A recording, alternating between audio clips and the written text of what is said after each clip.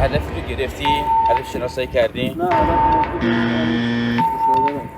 خب دوستان عزیز، ما اومدیم یه مکان که اول با ردیاب اینجا رو تست زدیم، هدف رو گرفتیم و اومدیم با جی پی 5000 این مکان رو زدیم. فعلا چیزی رو شناسایی نکرده و با آلفا 8000 لطفا اینو خاموش کنید، جی پی رو خاموش کن، آلفا 8000 رو بیار اینجا رو واسمون سنس کن ببینیم که چیزی رو میگیری یا نه.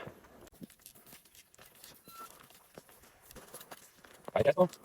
خب اینجا میگیره. مفید یا غیر مفید؟ خب دوستان عزیز، تا ادامه فیلم که حوارش انجام میدیم کاملا با ما همراه باشید که در خدمت شما هستیم. خب دوستان عزیز، بعد اینکه نقطه رو مشخص کردیم، این نقطه رو اینجا رو کاملا به اندازه 1 در 1 رو شروع می‌کنیم به حفاری کردن. لطفا شروع کنید.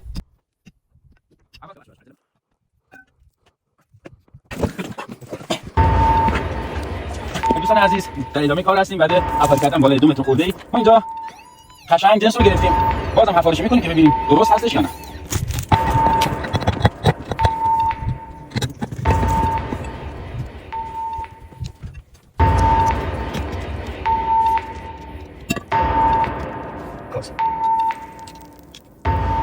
قطع کن.